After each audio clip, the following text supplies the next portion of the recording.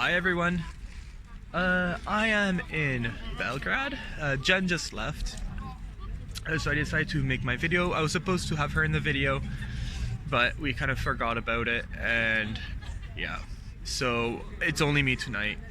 But as I guess compensation, I am next to the Sava temple, which is quite pretty.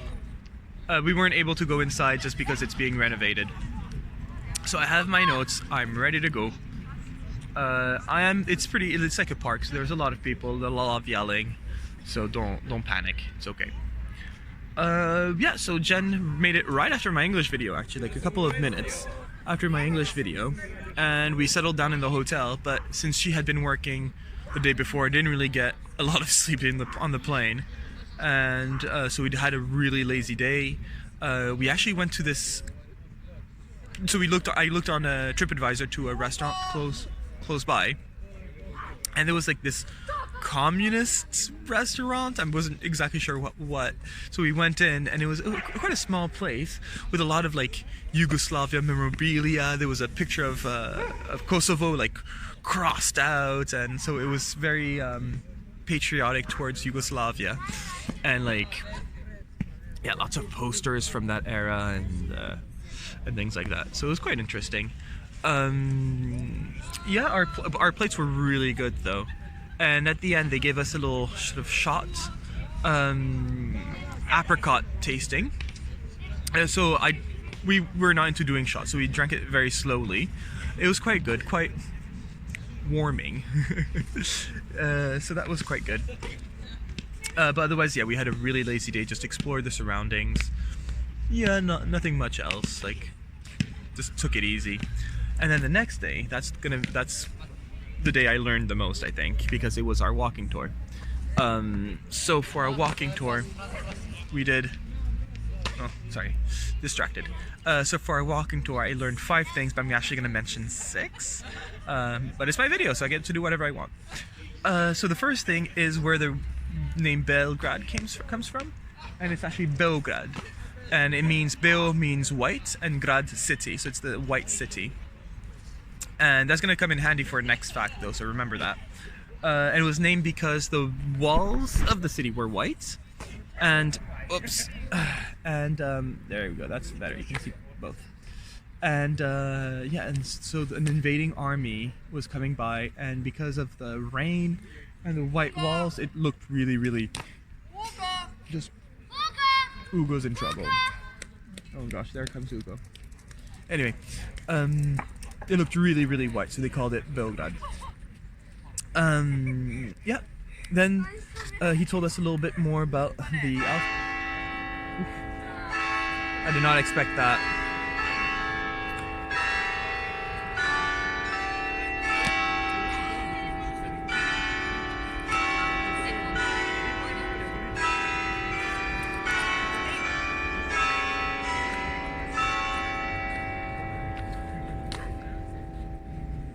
Okay, little intermission there. Yeah, a little bit about our tour in general. So we started the tour at the Republic Square, and we were about, I want to say 30 people. Like, we were quite a large group. And by the time we finished, like, people dropped out little by little. He was a good guide. Like, he was a really good guide. Explained in full detail. Like some people all wanted to go to the bathroom, so he made a bathroom break. Like, he was really kind. And really generous, as you'll see in a bit.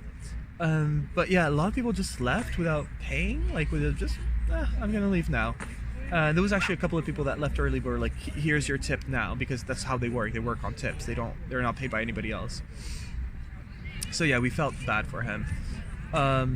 So we tried to leave a better than average tip, just because he was really good and so many people had, left.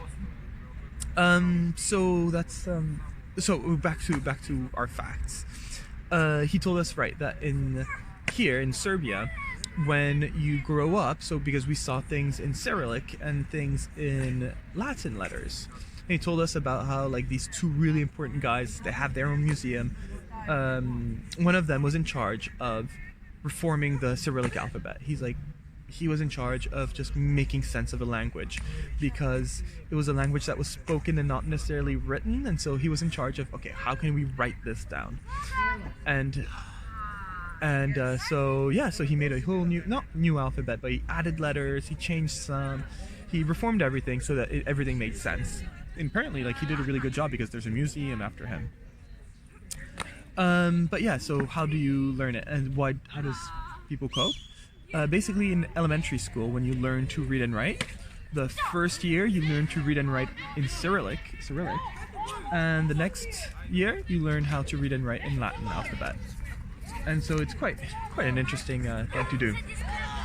Sorry, everybody's yelling and I don't know why. Oh gosh, dogs are going mad.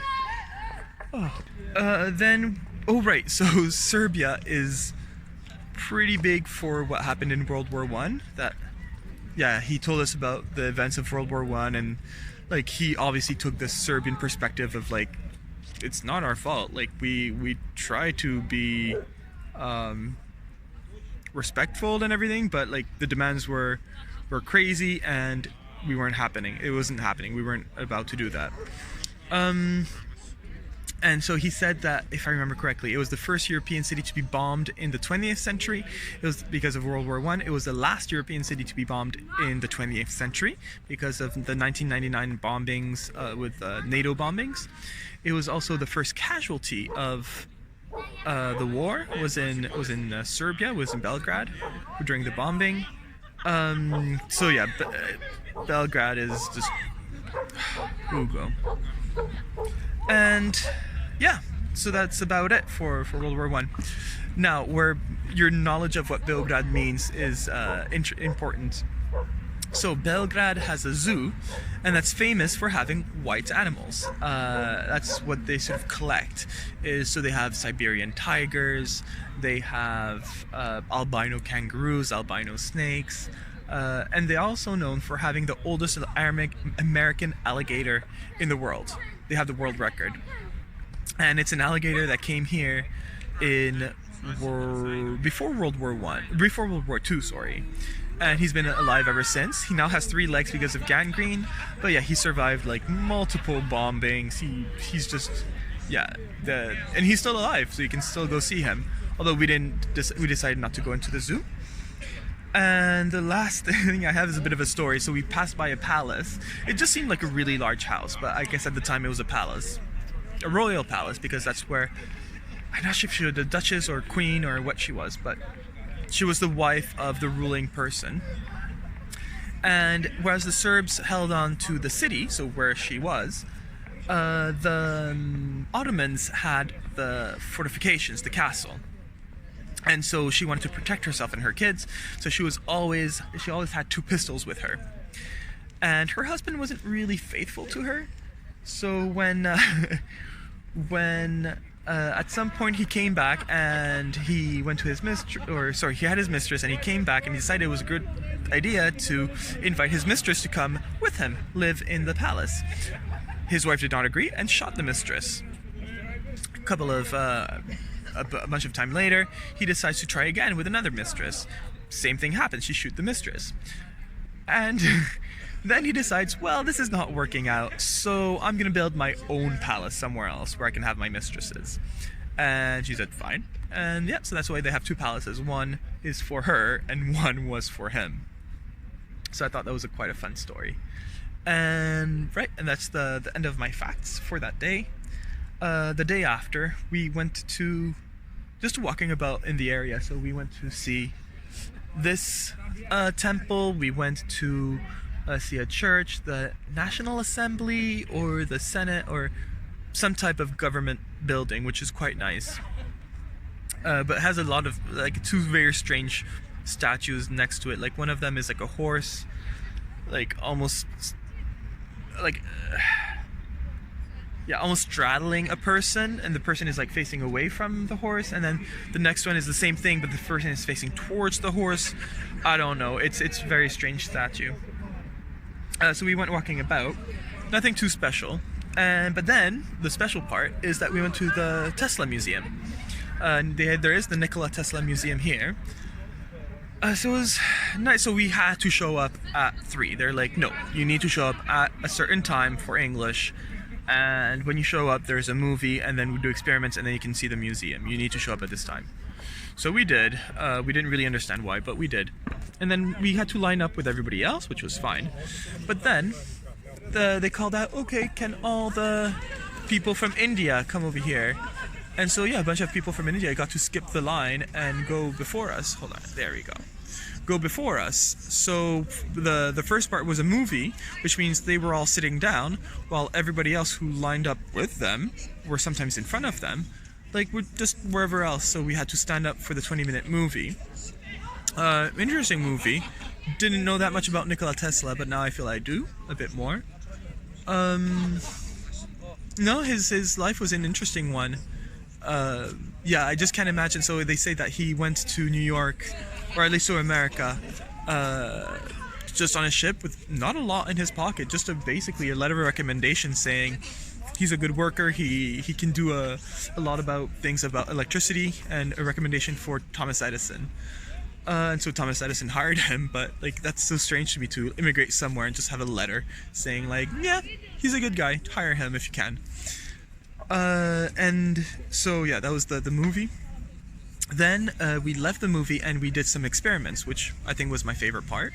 One of them was she made people hold neon lights, and she's like, this is gonna be like lightsabers, and there was a big sort of electric tower in the middle. And she's like, okay, so you need to hold on tight to your lightsabers, to your neon things. I didn't have one, but other people around me had. And she said, okay, what's going to happen, I'm going to turn it on. There's going to be electricity going through the tower. And then it's going to find the neon tubes, go down, make them light up, and then find the closest path. So either it's going to go shoot straight to the floor, but really it's going to use your body as a way of cutting back to the floor and then through. She's like, it's gonna be like a little bit of lightning, so the noises are gonna be loud and everything. Okay, is everybody ready? And we're like, okay. So, and she's like, oh right, don't touch metal, don't, just hold on. Okay. And she's like, is everybody ready? And we're like, okay. And she's like, oh, by the way, does anybody have a pacemaker? He's like, this should not be an afterthought. Like, somebody with a pacemaker could have like really bad consequences of electricity going through them. So yeah, she's like, oh, by the way, does anybody have a pacemaker? No, okay. My favorite line was she goes, ready or not? It's like, no. This is not a line you can use when using electricity. You can't say ready or not. You have to be ready. Or not is not an option. Oh, great, dogs are barking. So yeah, I thought that was quite fun. And she was like, you're not allowed to take videos. But of course people took videos. I was a nice person and didn't take a video. But yeah, it was quite so yeah, you can see the neon tubes lighting up, and she's like, yeah, this is how they did it for the original Star Wars movies. They sometimes use this as the lightsabers. So that was quite a lot of fun. The second thing she showed us, the experiment, was she called it the first remote control, and she showed us how, like, using electricity, and Nikola Tesla managed to like move the rudder of a ship that was away from his control and had no visible like connection. And apparently when people saw it for the first time, they thought it was a trick. One of the theories was that inside, like underneath the wooden ship, there was a monkey that was doing it for Nikola Tesla. And yeah, so she was like, nope, no monkey. And she did make a good point. She's like, to us it seems so strange that people would say that, but like we're used to things being like remotely operated. Like back then, this was the first one, so nobody believed it. Oh great, somebody's juggling fire. Alright. And then the last thing, so then it was the time for us to just go around the museum on our own. And I think the most impressive thing, so you could have like a look at Nikola Tesla's clothes, original clothes, or like his patents or things like that. But the most interesting one, I would say, is there was a golden orb in the museum, and that orb was Nikola Tesla. It was his ashes. Somebody thought that, like, Nikola Tesla thought the orb was a perfect shape, was the excellent shape, so they put him in an orb. Not sure if he wanted to be in the museum or not, but that's just where they put him. And apparently people try to steal him all the time. I didn't, but apparently it's a thing. And yeah, and then which brings us to today.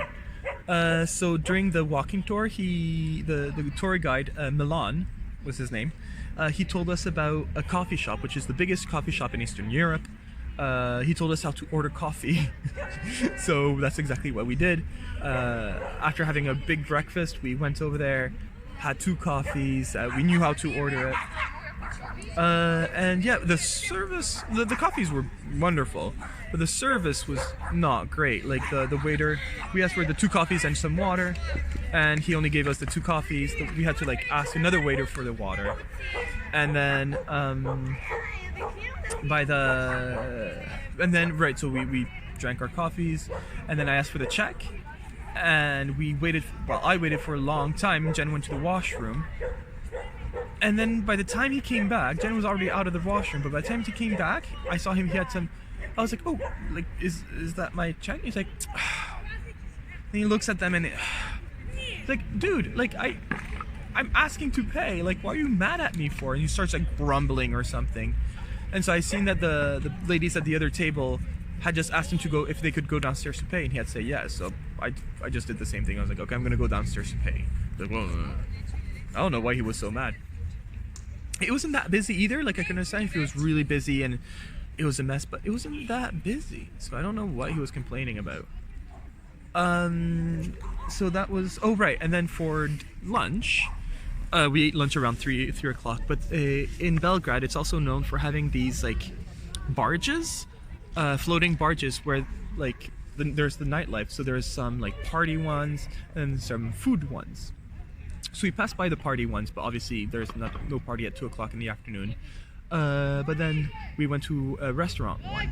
And so Milan had told us a bit about the local food.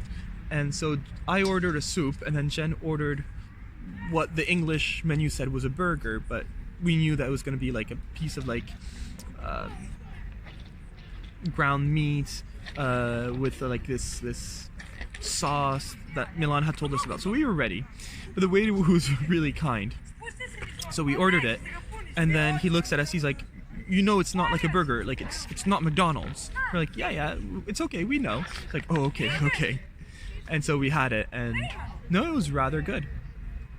It wasn't too cold either, so we were outside, and yeah, it was just a good day. And that's about it. Then we walked back, or no, we took the bus back, which was quite, I'm sure like if you're from here, there's a website you can go to or a map you can get from somewhere to know which bus to take when and where, but we had no idea. I tried to use this one app, it didn't really work, or website didn't really work, so I'm not sure what I'm doing. But in the end we made it. We just took buses that went in a general direction and hoped for the best.